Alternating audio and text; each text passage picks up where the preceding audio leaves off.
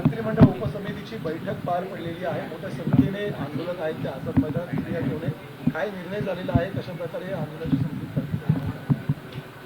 आज उपसमितीच्या बैठकीमध्ये आम्ही सर्व सदस्य उपस्थित होतो. सन्मान्य चंद्रकांत दादा पाटील, मान्य आशिष शेलारजी, शिवेंद्रजी आणि शंभूराजी ऑनलाईन होते. उदय सामंत होते. आम्ही सगळ्याच सदस्यांनी आणि समितीच्या बरोबर आमच्या समेत न्यायमूर्ती शिंदेसाहेब आणि बाकी सर्व अधिकारी होते. सविस्तर चर्चा झाली सगळ्या मुद्द्यांवर आणि अतिशय एक सकारात्मक भूमिका आमची सर्वांची आहे आणि सरकारची सुद्धा या बाबतीमध्ये या प्रश्नाची सोडवणूक झाली पाहिजे हीच भूमिका आहे. आणि म्हणून या सगळ्या मुद्द्यावर चर्चा करण्यासाठी न्यायमूर्ती शिंदेसाहेब, आमचे विभागीय आयुक्त कोकण आणि आमच्या विभागाचे सचिव, आमच्या समितीचे सदस्य सचिव हे त्यांच्या समेत चर्चा करण्यासाठी जाणार आहेत आणि चर्चा झाल्याच्या नंतर मग आणखीन काही मुद्दे उपस्थित होतील त्यावर पुन्हा आम्ही समिती चर्चा करू. सर, आंदोलकांकडून प्रमुख आरोप होतोय की प्रचंड प्रमाणात गैरसोय होत आहे मुंबईमध्ये आलेल्या आंदोलकांची. काय व्यवस्था एकंदरीत प्रशासनाने केलेली आहे? नाही, आता पाऊस जास्त होता तरी नंतर रात्री माननीय मुख्यमंत्र्यांच्या चर्चा झाली आणि मग मला वाटतं आता बऱ्यापैकी तिथं लाईटची, आता पाण्याची सोय करण्यात आली. त्या ठिकाणी सॅनिटेशन वाढवण्यात आलं आहे. ज्या ठिकाणी जागा उपलब्ध आहे मग तिथे खड्डे भरावेत ज्यामुळे आंदोलन जे आहे त्यांना त्रास होणार नाही.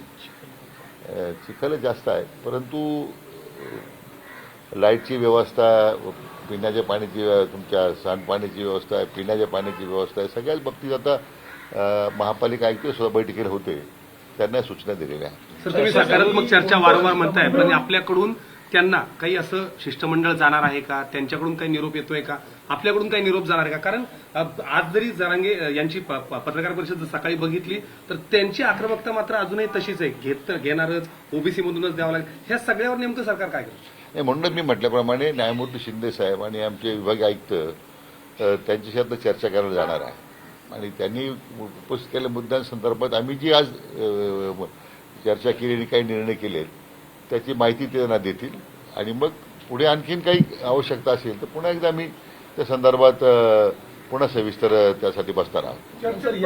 काय अपेक्षित आहे? आपण जी चर्चा केली मला वाटतं मी बोलण्यापेक्षा ती समितीच्या प्रमुख आमचे जे आहेत आता जाणार आहेत न्यायमूर्ती शिंदेसाहेब तेच त्या संदर्भात बोलणार आहेत आणि त्यांनी त्याची चर्चा केल्यानंतर मी काही बोलणं त्या अगोदर ते काही उचित नाही कारण शेवटी त्यांना प्राधिकृत केलं आपण की त्यांनी जाऊन त्या मान्य जरांगे पाटील साहेबांच्यावर चर्चा करायची. पण तुम्ही महायुती म्हणून इथं एकत्र दिसताय पण खरंच प्रत्यक्षात तसं एकत्र दिसतंय का? कारण आता आमदार पंडित देखील इथं आलेले आहेत, ते जरांगेच्या स्टेजवर जातात, वारंवार तिथं भूमिका घेतात, इथं तुमच्यासोबत देखील ते उभे आहेत. हा सगळा विरोधाभास वाटत नाहीये? राष्ट्रवादीचे अनेक आमदार तिथं जाऊन बसतायत, अजित पवार गटाचे अनेक आमदार तिथं जाऊन बसतायत. नेमकं अपेक्षित काय? सरकारचं नेमकं काय याच्यामध्ये बघायचं की महायुती म्हणून आमची भूमिका एकत्रच आहे, आम्ही सगळे एकत्रच आहोत.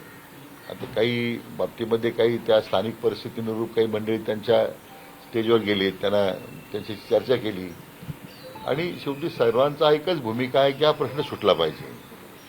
मला वाटतं आता या प्रश्नामध्ये पुढे राजकारण करण्यापेक्षा आता हा प्रश्न कसा लवकर सुटेल या दृष्टीने आपण सर्वांनी त्याकडे पाहायला पाहिजे. आता isakal.com आहे देशातील नंबर 1 ची मराठी न्यूज वेबसाईट. प्रत्येक अपडेटसाठी isakal.com ला नक्की भेट द्या.